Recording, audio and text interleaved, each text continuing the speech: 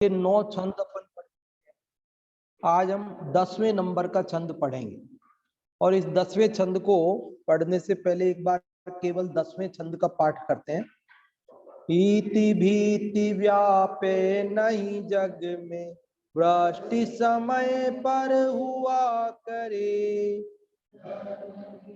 होकर राजा भी न्याय प्रजा का किया करे, मरी दुर्भिक्ष न फैले, परम अहिंसा धर्म जगत में फैल सर्वहित किया करे। इसके अंदर क्या कह रहे हैं, क्या भावना भा रहे हैं हम। पहले छंद में सच्चे देव का स्वरूप बताया था और उस देव में मेरा भक्ति भाव बना रहे ऐसी भावना भाई थी। दूसरे छंद में गुरु का स्वरूप बता करके और उन गुरुओं की संगति हम करें ऐसी भावना तीसरे छंद में, साथ ही 5 पापों के त्याग की भावना भी भाई। चौथे छंद में हमने 4 कसायों के त्याग की भावना भाई। 5वें छंद के अंदर हमने मैत्री, कारुण्य और माध्यस्थ भावना, जो समाधि की 4 भावनाएं उनमें से 3 का भाया। और 6वें छंद में हमने प्रमोद भावना जो एक बाकी थी वो भाई, और साथ ही हम कृतज्ञ बने रहें, गुण ग्रहण का भाव रहे, ये भावना भाई। 7वें छंद में हमने न्याय मार्ग पर हम चलते रहें, किसी भी परिस्थिति में डिगे नहीं, वो भावना भाई। 8वें छंद के अंदर हमने ये भावना भाई कि हम इष्ट वियोग अनिष्ट संयोग कैसी भी परिस्थिति हो सदा सहनशील बने रहें, घबराए नहीं। और 9वें छंद में पिछली बार हमने ये बात पढ़ी थी कि सब जीव जगत के सुखी रहें, कोई कभी भी घबराए नहीं, और सब लोग क्या करें कि बैर पाप अभिमान छोड़ दें और मंगल गान करें, और घर घर धर्म की चर्चा बनी रहे। दुष्कृत अर्थात खोटे काम दुष्कर हो जाए, मुश्किल हो जाए, कोई करे ही नहीं, और ज्ञान चारित्र की उन्नति करके अपने मनुष्य जन्म को हम सफल बनाए। तो इस प्रकार से हमने इस 9वें छंद में पिछली बार एक बात समझी थी कि बाकी सब काम घर घर चर्चा रहे धर्म की से होने वाले हैं। सब जीव सुखी कैसे होंगे, कोई कैसे घबराएगा नहीं, कैसे बैर पाप को छोड़ेंगे, कैसे मंगल गान होगा, कैसे दुष्कृत दुष्कर होगा, कैसे ज्ञान चरित्र उन्नत होगा, कैसे मनुष्य जन्म सफल बनेगा। तो इन सब का एक ही जवाब था कि घर घर चर्चा रहे धर्म की, कि जब घर घर चर्चा धर्म की होगी तो ये सभी भावनाएं हमारी अवश्य सफल होगी। और यदि धर्म में हमारा चित्त नहीं रमेगा तो फिर हमारी भावनाएं भी कैसे सफल होगी। तो घर घर चर्चा एक मुख्य बात हमने समझी। आज अपन 10वें छंद को पढ़ रहे हैं। इस 10वें छंद में भी हम क्या भावना भा रहे हैं, देखिए। इति भीति व्यापे नहीं जग में, कि इति और भीति इस जग में अर्थात संसार में व्यापे नहीं, फैले नहीं। संसार में क्या नहीं व्यापे, इति और भीति न व्यापे। भीति का मतलब तो भय होता है, भीति मतलब भय, डर। और इति का मतलब आपको बताया था, 254 नंबर का श्लोक था शायद आत्मानुशासन का, 254 या 44 कौन सा था, उसमें हमने ये बात पढ़ी थी इति किसे कहते हैं। वहां आया था ना, परद्रव्य को ये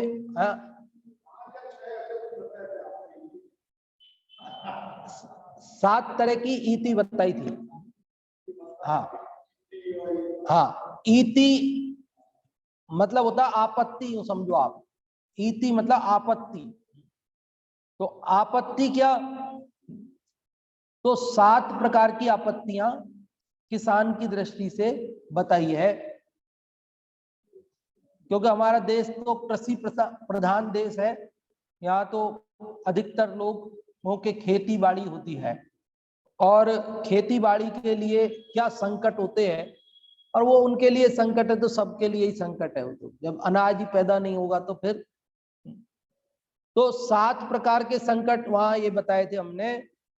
एक अतिवृष्टि, दूसरा अनावृष्टि, तीसरा चूहे, चौथा टिड्डी, 5वां तोते, 6वां अपनी सेना और 7वां दुश्मन की सेना। ऐसे 7 प्रकार की ईति बताई थी। 7 प्रकार की ईति याद आ गई आपको? एक तो अतिवृष्टि, मतलब बहुत बारिश हो तो क्या होगा कि फसल नष्ट हो जाएगी। दूसरा अनावृष्टि, अनावृष्टि मतलब बिल्कुल बारिश नहीं हो तो भी फसल नष्ट हो जाएगी। और तीसरी आपत्ति है चूहे। अगर चूहे बहुत होंगे ना तो क्या होगा कि वो फसल को नष्ट कर देंगे, कट कर देंगे, पौधों को ही कट कर देंगे, उसकी बालियों को खा जाएंगे, जगह जगह बिल बना लेंगे, खोद डालेंगे, उनकी जड़ों को ही खोद डालेंगे। तो चूहे भी क्या करते हैं, फसल को, बहुत चूहे हो जाए तो फसल नष्ट हो जाती है। अब अपन तो खेती करते नहीं तो अपने को पता नहीं, बाकी जो किसान लोग हैं वो परेशान रहते हैं ऐसे। और टिड्डी, टिड्डी दल का तो अपन अखबारों में पढ़ते हैं, आजकल समाचारों में पढ़ते साहब, वो पाकिस्तान की तरफ से टिड्डी दल आ गया है और वो टिड्डी दल को भगाने के लिए पूरी राजस्थान सरकार प्रयासरत है। नाना प्रकार के वो हेलीकॉप्टरों से उनसे दवाई छिड़कवा रहे हैं, क्या क्या हो रहा है। तो एक टिड्डी आती है तो वो भी फसल को चट कर देती है? दल का दल आता है टिड्डी का और वो सब पूरे पौधों पर बैठ जाते हैं, फसल पर, और फसल को खा जाते हैं, कट कर देते हैं, छेद कर देते हैं, सब नष्ट कर देते हैं। और 5वां तोते, तोते होते हैं, तोते भी खूब सारे हो तो वो भी फसल को क्या करते हैं, सब दानों को कुतर कुतर के सब खराब कर देते, फसल को नष्ट कर देते हैं। और अपने देश की सेना, अब जब युद्ध छिड़ता है तो फिर तो क्या है, अपने देश की सेना को भागना पड़ता है, इधर से उधर छुपना पड़ता है, तो सब खेतों में सब में घुल जाते हैं तो सब फसल नष्ट हो जाती है। और पर की सेना, दुश्मन की सेना, फिर तो कहना ही क्या है, अपने देश की सेना को भी दुश्मन से रक्षा करने के लिए सब फसल, वहां टैंक चलेंगे तो चलेंगे, अब फसल नष्ट होगी तो होगी, जो होना होगा होगा। और जब दुश्मन की सेना हो फिर तो कहना ही क्या है, वो तो जानबूझ के नष्ट कर देती है।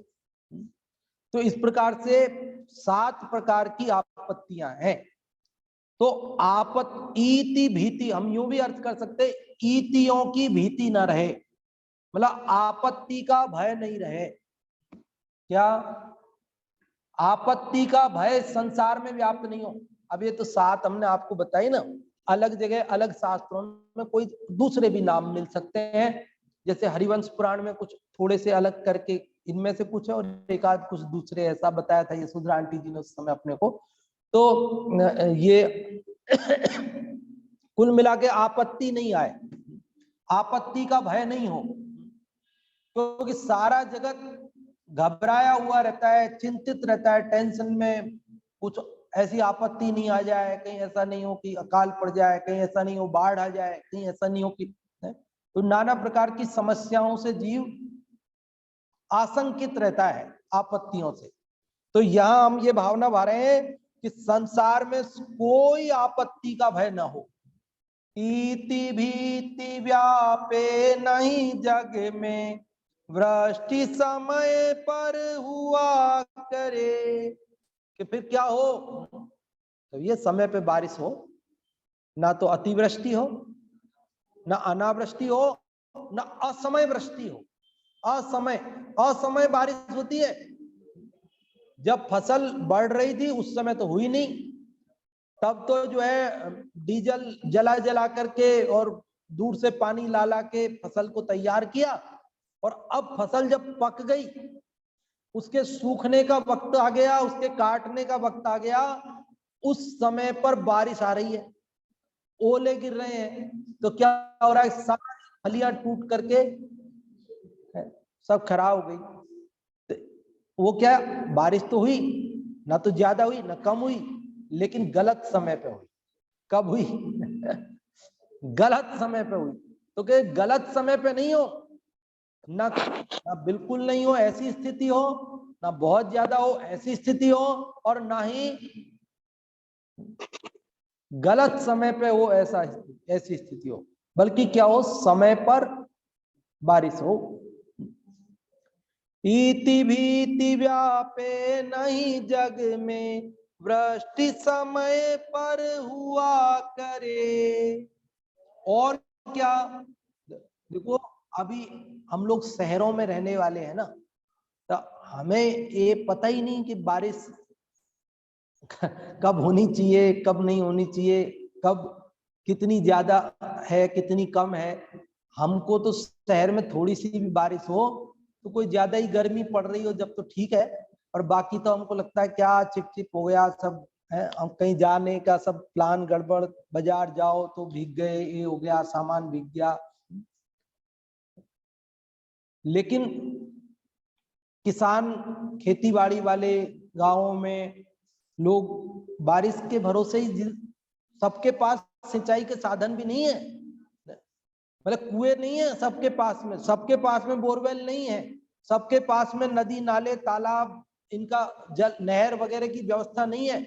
बहुत सारे किसान ऐसे हैं जो केवल और केवल बारिश पर निर्भर है।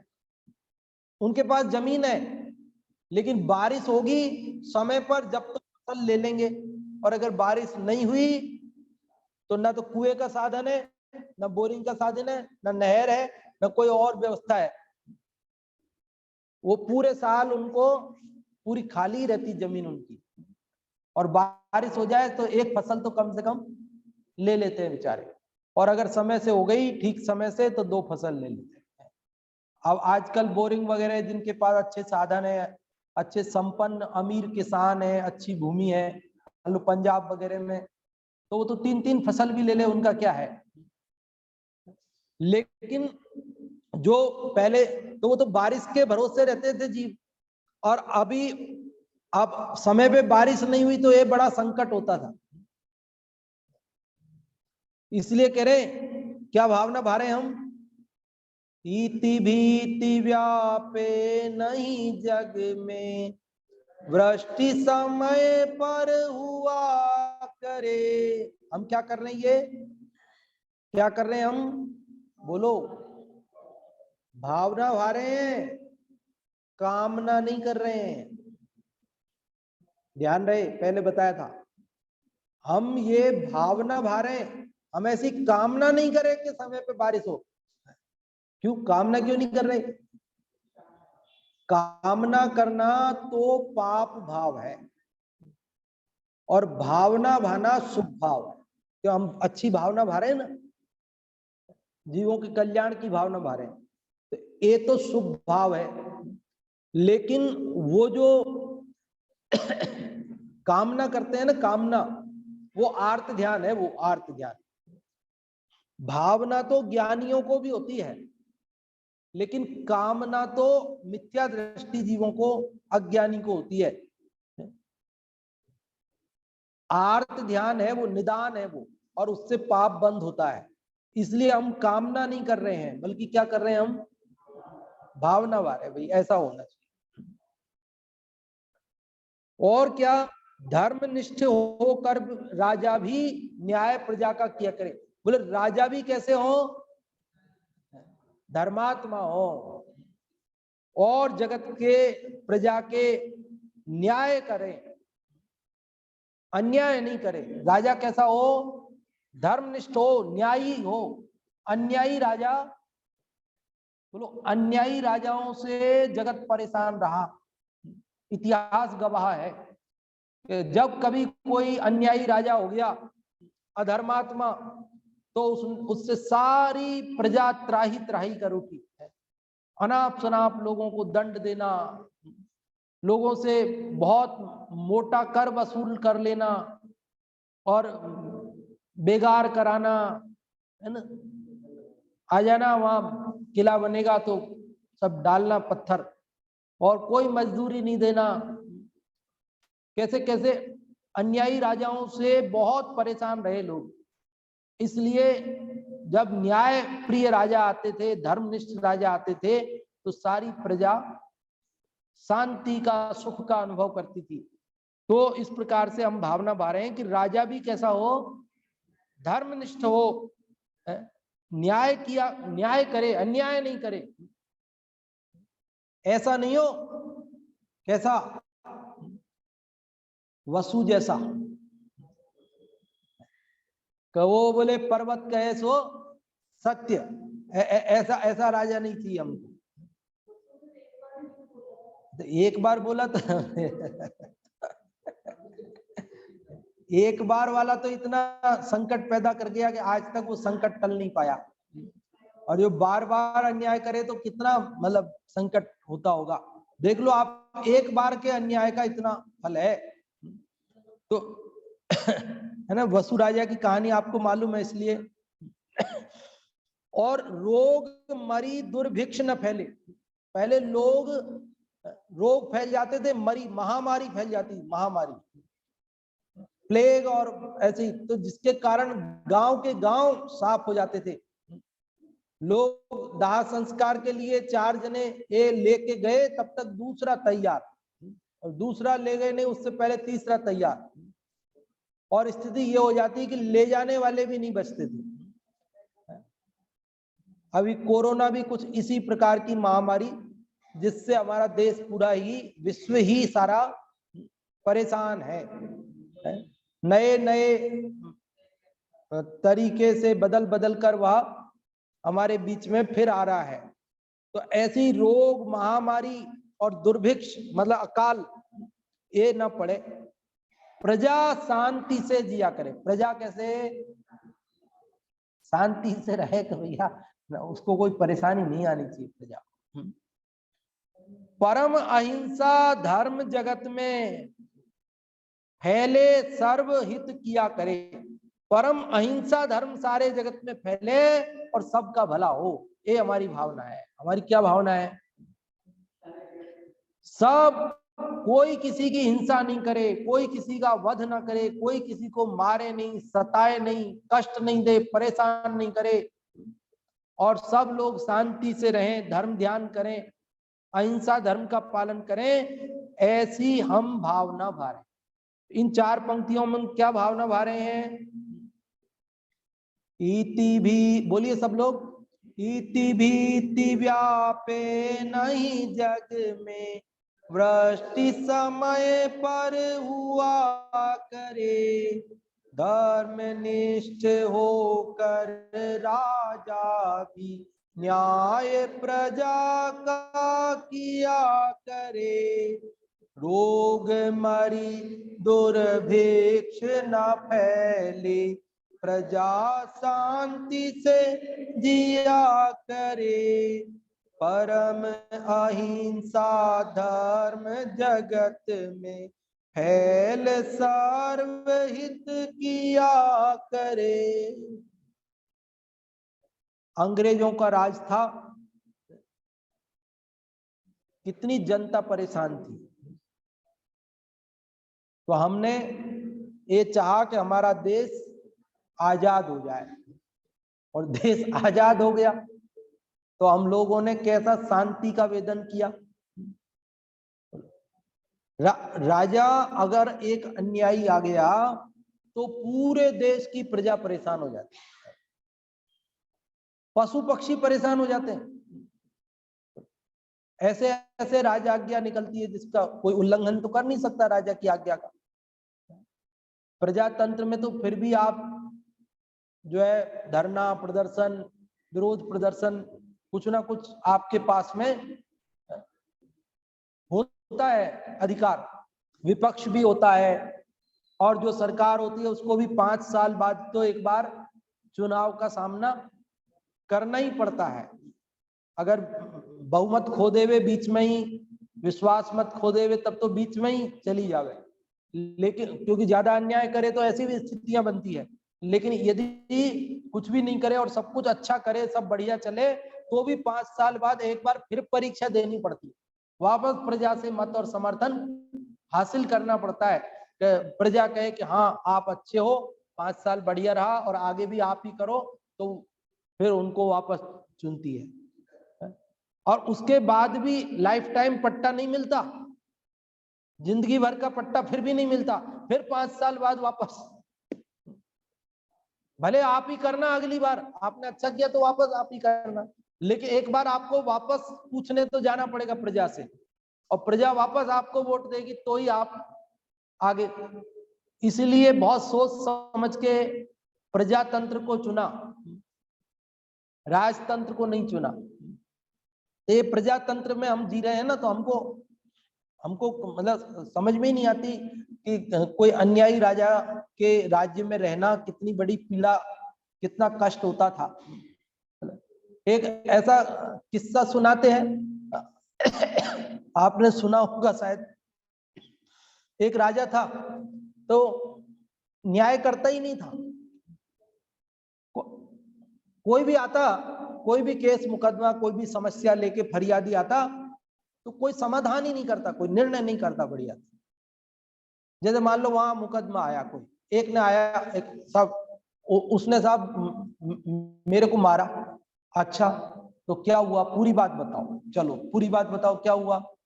तो बोले साहब मैं बैठा था, मैंने कुछ नहीं किया, वो आया और मेरे को मार के चला गया। अच्छा फिर क्या हुआ, कि साहब फिर मैं आपके पास आ गया। अच्छा फिर क्या हुआ, कि फिर तो कुछ नहीं हुआ। बोले कुछ नहीं हुआ ना, फिर कुछ नहीं हुआ तो जाओ, फिर क्या हुआ यहाँ पे।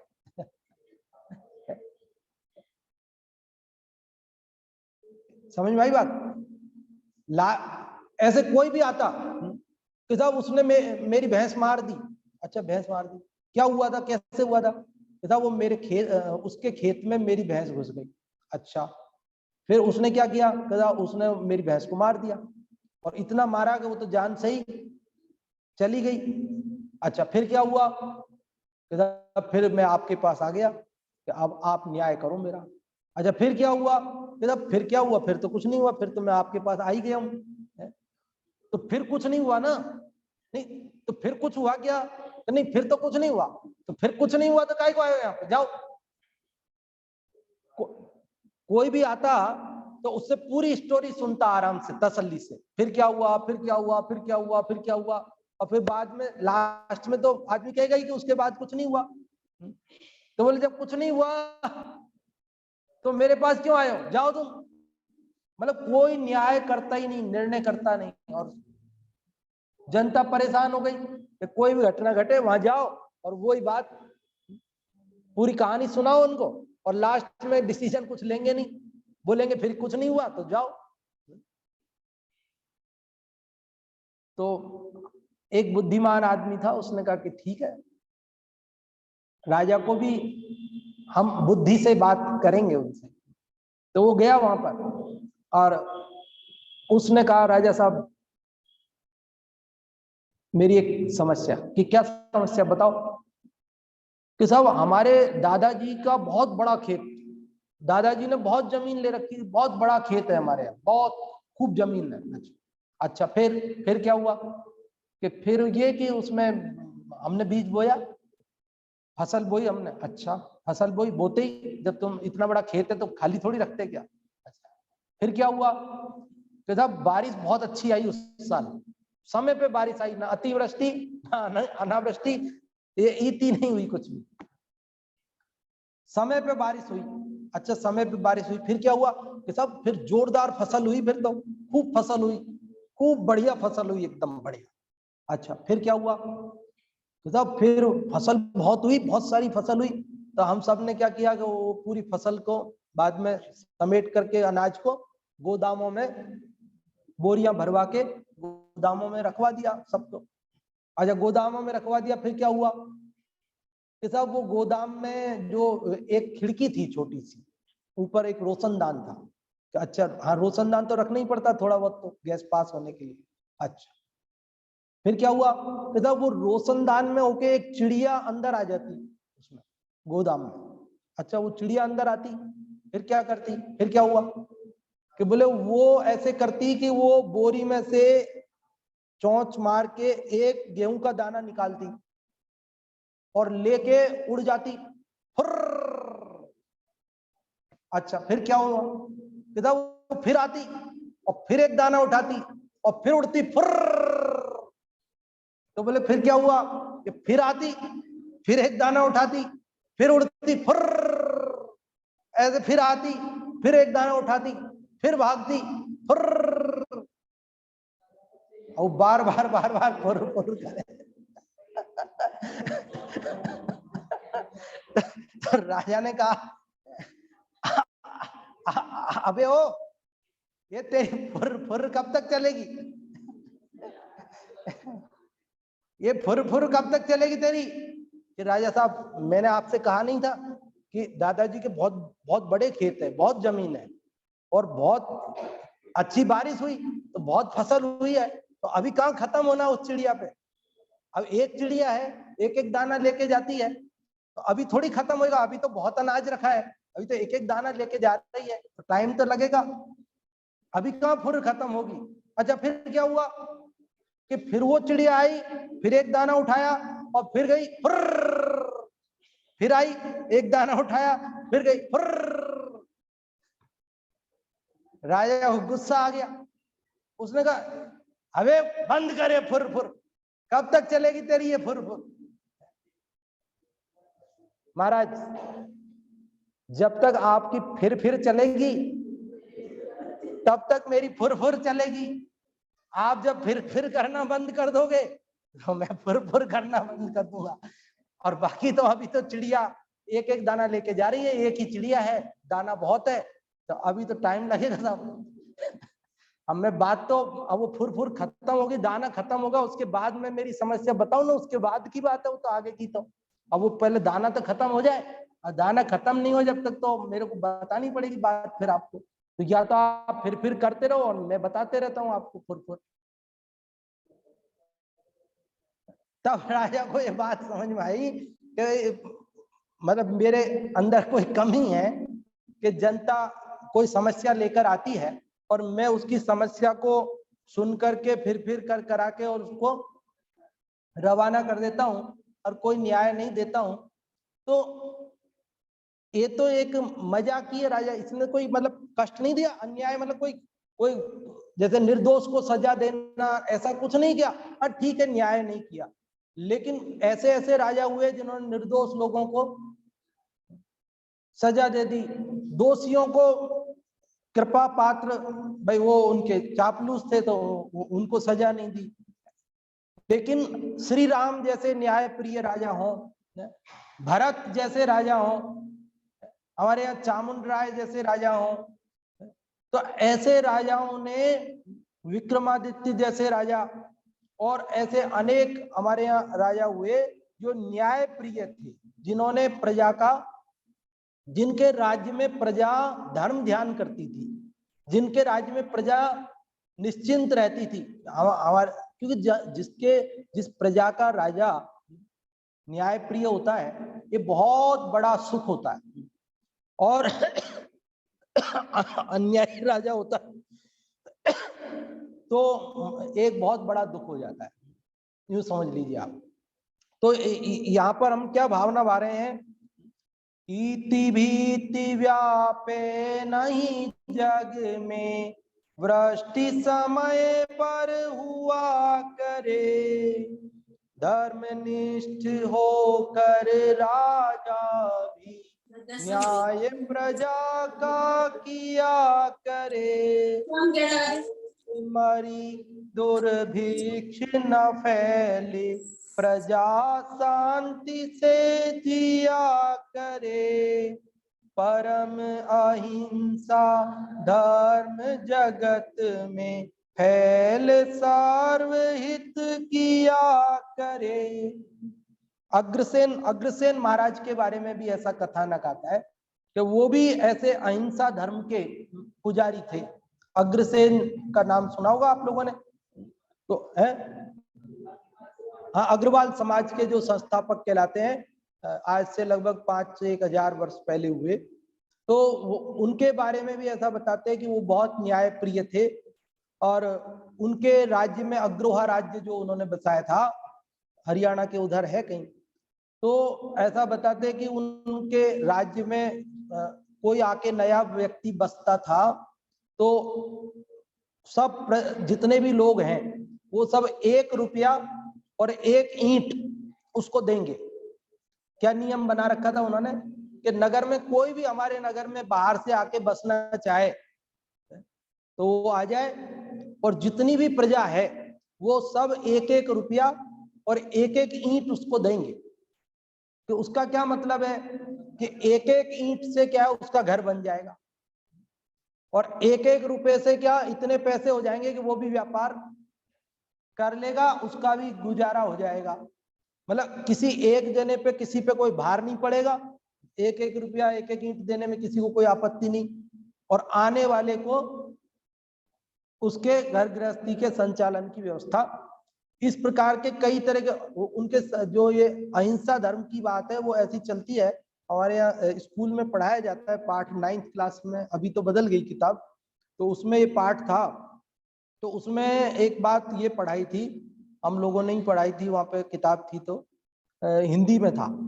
उसमें ये था कि वो अग्रसेन वो हिंदू धर्म के मानने वाले थे ना, तो उनको यज्ञ करने के लिए यज्ञ करा, तो यज्ञ करा तो वो जो होते हैं ना यज्ञ कराने वाले, तो उन्होंने कहा यज्ञ के बाद में कि तुम वो बलि दो, क्या करो, बलि दो, बलि दोगे तभी यज्ञ पूरा होगा, सफल होगा, अन्यथा तुम्हारे यज्ञ अधूरा माना जाएगा और यज्ञ का फल तुम्हें प्राप्त नहीं होगा।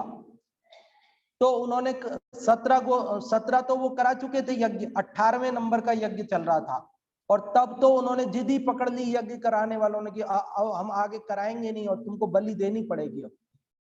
तो उन्होंने कहा कि हम बलि तो नहीं देंगे, किसी भी जीव की हिंसा नहीं करेंगे। तो बोले फिर तुम्हारा ये यज्ञ अधूरा माना जाएगा। तो उनका कोई बात नहीं, अधूरा माना जाए तुम्हारा, तो तुम्हें यज्ञ का कोई फायदा नहीं मिलेगा तो नहीं। और उन्होंने बलि नहीं दी और वो 18वां यज्ञ उनका अधूरा माना गया, और इसीलिए उनके यहाँ अग्रवालों में आप जानते 17.5 गोत्र प्रसिद्ध है। बोलते 17.5 गोत्र है। 17.5 क्यों, वो 18वां जो यज्ञ था उनका उसको उन्होंने अधूरा माना, इसलिए वो आधा माना उसको। तो ऐसे न्याय प्रिय राजा, धर्मनिष्ठ राजा हो और सब तरफ शांति रहे, कोई अन्यायी राजा ना हो, किसी को परेशान न करे। जैसे मुस्लिम आक्रांता राजा आए थे और वो सारी जनता उनसे परेशान थी, अंग्रेजों से भी थी, नाना प्रकार के ऐसे राजा आए इतिहास में। तो आज अपन ने मेरी भावना में कौन से नंबर का छंद पढ़ा, 10वें नंबर का। ये मेरी भावना के लेखक कौन है, पंडित जुगल किशोर जी, मुख्तार युगवीर, और इसमें 11 छंद हैं कुल, उनमें से हमने 10 छंद पढ़ लिए हैं। अगली बार ये 11वां छंद पढ़ेंगे अगले शनिवार को, और ये मेरी भावना अपनी पूरी हो जाएगी। उसके बाद अपन फिर कोई एक नया विषय शनिवार को योगा कक्षा में वापस नया शुरू करेंगे। अगली बार ये चलेगी, और आप सब इसको याद कर रहे हैं, पाठ कर रहे हैं, है ना, प्रतिदिन करते हैं कि नहीं करते हैं? मुकेश जी भाई साहब मना कर रहे हैं। अच्छा, सत्य बोलते हैं आप, सत्य बोलना ही चाहिए, लेकिन पाठ करना है। नहीं कर रहे हैं तो अभी कोई बात नहीं, जितनी गई सो गई, अब रही सो, अब 7 दिन के लिए तो करेंगे ना भाई साहब, अब अगले शनिवार तक बस, फिर नहीं कहेंगे आपसे, फिर तो नया विषय चालू हो जाएगा।